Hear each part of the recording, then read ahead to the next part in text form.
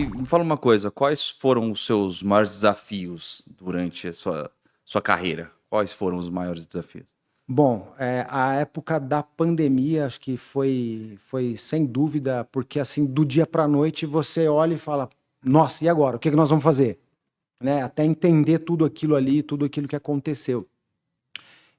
E teve um momento também, acho que eu poderia elencar, é, na época que eu ainda trabalhava como vendedor, como representante comercial, sem assumir a gerência, quando clientes não são eternos. Então, quando eu perdi o meu primeiro grande cliente, aquilo foi um baque para mim também, né? Então é importante, daí a gente aprende, né? A importância de sempre estar plantando sementes, né? O famoso pipeline, né? Não pode estar vazio. Você tem que estar sempre trazendo novos negócios, colocando para dentro, porque por mais que a gente se esforce, o cliente pode ter um ciclo com você, por inúmeras razões. Pode chegar um momento que os caminhos vão ser distantes, diferentes. Então, naquele momento, para mim, foi um baque muito grande, mas sem dúvida nenhuma, né? A questão da pandemia já na liderança ali, assim, tendo que falar, que coelho nós vamos tirar da Negócio novo para da todos, né? cartola. Exatamente. Tendo que aprender ali, como a gente dizia na época, né? Trocar o pneu com o carro andando. Uhum. Então, acho que foi o maior desafio da minha vida, pelo menos, assim, acho que de muita gente. A gente ouve bastante isso. O Márcio mesmo falou isso quando a gente conversou aqui Sim. sobre a pandemia. Foi na pandemia que eu conheci o Márcio, inclusive, em 2020, né? E me fala uma coisa, de habilidade. Vamos falar das habilidades que um gerente tem que ter. Quais são as habilidades que são fundamentais para você ser um gerente? Qual que é a experiência fundamental para você se tornar um Bom, é gerente? preciso saber, como eu já disse, mediar muito bem, né? Entender os dois lados, entender muito bem o que a empresa precisa, saber quais indicadores olhar, né? Assim, no sentido de estar monitorando isso junto com a equipe. Lá a gente procura deixar as coisas de uma forma bastante simples, né? Tem empresas, grandes corporações, que têm indicadores os mais diversos possíveis, utilizando inúmeras ferramentas, né? Hoje em dia a tecnologia ajuda bastante. Mas a gente tem que estar sempre de olho em alguns que são os principais. Então, isso a gente não pode tirar o foco, né, para poder dar o direcionamento no momento em que as coisas estão acontecendo e poder não só reagir, mas agir também de certa forma proativa.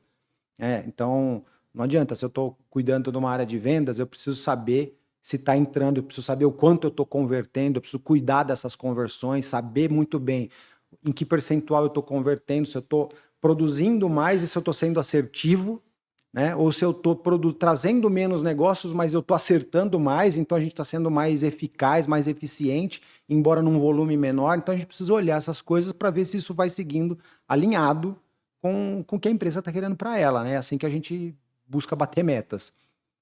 E qual que é a estratégia que você considera essencial na hora de você conseguir bater metas, por exemplo?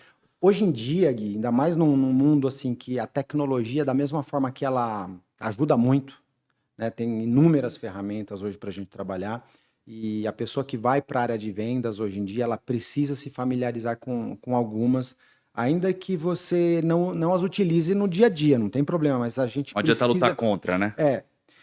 Isso facilita muito, mas também o outro lado da mesa, que é o lado comprador, também tem tecnologias a favor deles. Isso em alguns momentos, né? E a gente tem percebido muito isso, principalmente depois da pandemia, causa também um distanciamento. Então, o maior desafio é a gente tentar vencer essas barreiras, porque antigamente, quando a gente começou, tinha empresa que tinha dia certo para receber visita.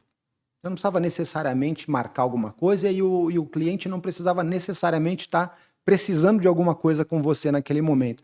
Algumas empresas tinham dia certo, era só você ir lá e você ia conversar com alguém, fazer um face-to-face, fazer uma apresentação se não era um cliente teu, ou tratar de situações se já fosse um cliente habitual.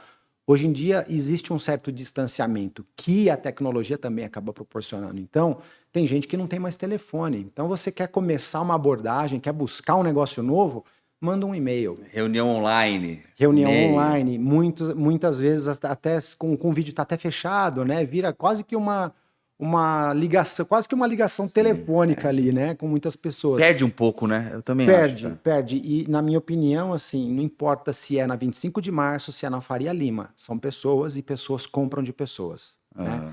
Aham. E isso acaba sendo um grande desafio para a gente vencer. Então, da mesma forma que existem muitas ferramentas e que a gente, na área de vendas, precisa se lançar mão de utilizá-las da melhor forma possível, e-mail, LinkedIn, utilizar toda a comunicação que a empresa faz para trazer uma informação diferente, que é o nosso caso que a gente procura fazer, trazer uma novidade, trazer uma matéria, divulgar alguma coisa diferente. O outro lado também tem ferramentas que, de certa forma, às vezes distanciam um pouco, né? Até por questões de compliance, é compreensível isso, né? Mas atrapalha, se torna um grande desafio para quem está indo para uma área comercial hoje em dia. E eu falo isso pra caramba, cara. Inclusive, eu posso dar o exemplo aqui mesmo, com o próprio Márcio, quando a gente começou a conversa do podcast, os dois concordaram junto, não, vamos almoçar, vamos conversar pessoalmente, porque na hora que você tá pessoalmente falando com a pessoa, vem novas ideias, você vai trocando ideia. Eu acho que a sensibilidade é diferente do que você fazer. Eu acho muito importante ter reunião online, porque tem coisas que realmente não precisa ter o encontro. Não tem alguma estratégia, essas coisas, você não precisa ter o encontro. Mas pessoalmente ainda eu prefiro 1000 vezes fazer uma reunião, por exemplo, do que... Eu sei que muita gente vai falar, mas agora com home office... Sim. O home office também deu uma... Para quem trabalha com vendas, dificultou bem, Atrapalhou viu? um pouco, Porque né? é mais difícil encontrar as pessoas. Elas não estão lá, elas estão trabalhando de casa, né? O jogo é assim hoje em dia, a gente tem que se adaptar. A ferramenta ajuda a ser mais produtiva, eu posso fazer mais reuniões num dia? É verdade, é verdade. Quando a gente sai para rodar e visitar, às vezes você vai para o interior fazer uma reunião e vai, para ser otimista, metade do dia, às vezes vai mais. Então, é fato, né? Ajuda. Mas ajuda a distanciar também. Isso não é bom para o negócio, para resolver as coisas, tira um pouco do dinamismo, eu acho. E até para você, quando você... O poder de convencimento muda, você não tá olhando para a cara da pessoa. É muito fácil, é muito cômodo para a pessoa por WhatsApp falar não, por exemplo, sem ouvir o que você tem para falar, né? Também isso aí é complicado. Então, olhando no olho, você sabe, né? Se é um não mesmo, se é um não que pode virar um sim. Ou se a pessoa entendeu o que você está passando também, né? Exatamente. Porque aí, de novo, volta na comunicação, né? Que a meu ver, saber se comunicar, além de mediar as situações, se comunicar muito bem, né? Por isso que eu sempre fui muito fã de procurar se engrandecer, né?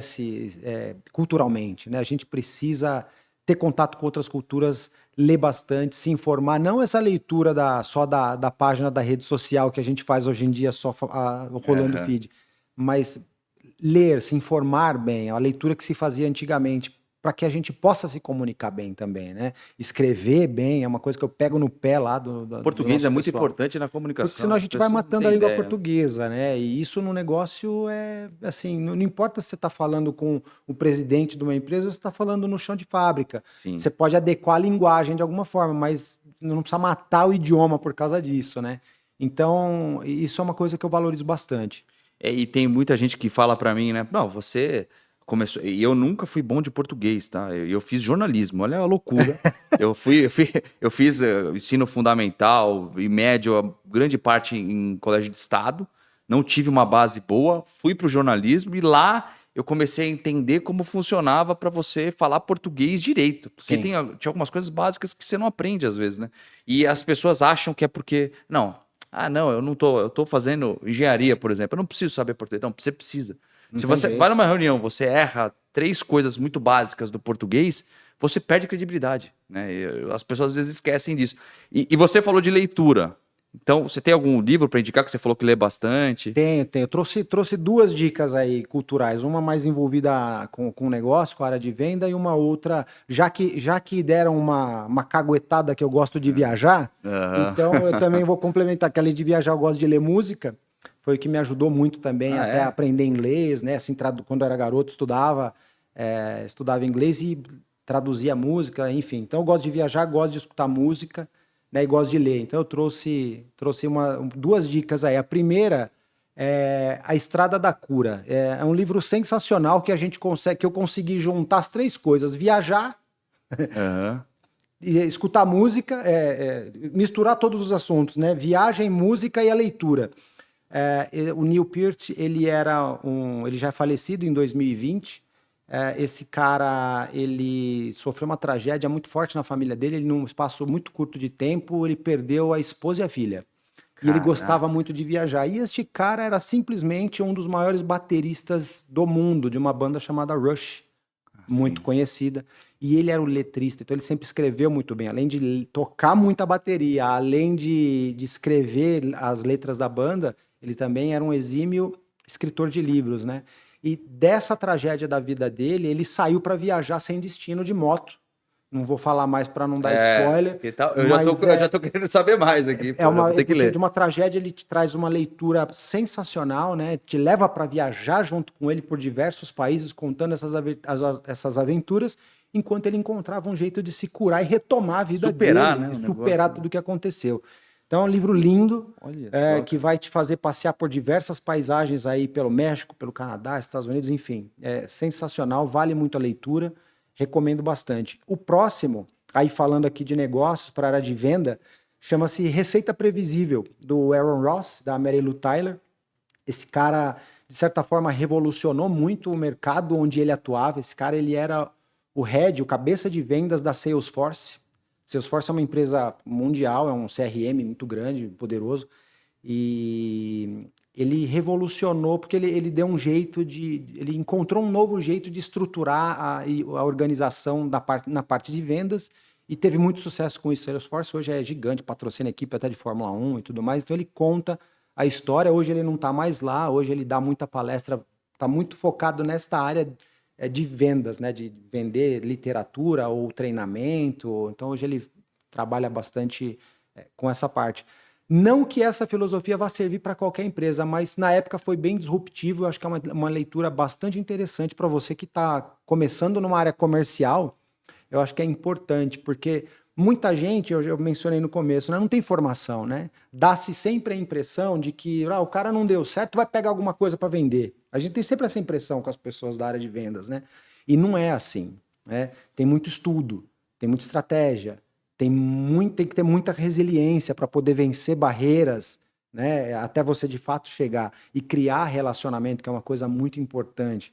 Então ele quebrou um pouquinho a área de vendas, fez uma coisa bem diferente, funciona muito bem não quer dizer, a gente nem lá na empresa a gente nem adota muito este modelo de trabalho, não, mas é muito legal, vale muito a pena, principalmente para quem trabalha numa área mais de tecnologia, vale bem a pena. Assim, e dali você, obviamente, pode tirar alguns insights e trazer para a sua empresa, né? Porque eu sempre digo o seguinte: não tem receita pronta. Como é que eu faço para vender mais? Não tem receita pronta. Cada negócio vai exigir ações, estratégias e jeitos diferentes de se trabalhar, né? O Peter Drucker, o famoso, ele dizia o seguinte, né? A cultura engole no café da manhã a estratégia.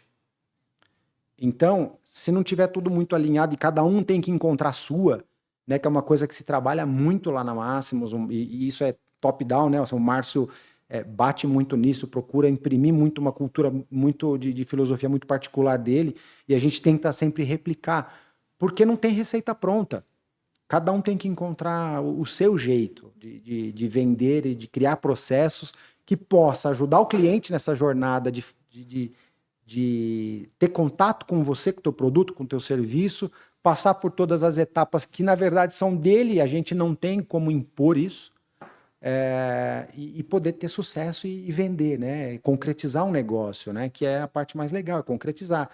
Então ficam aí as dicas aí de leitura que eu acho super bacana e que eu quis compartilhar com o nosso público. Sensacional, bacana demais. Meu pai é um vendedor, desde sempre foi vendedor.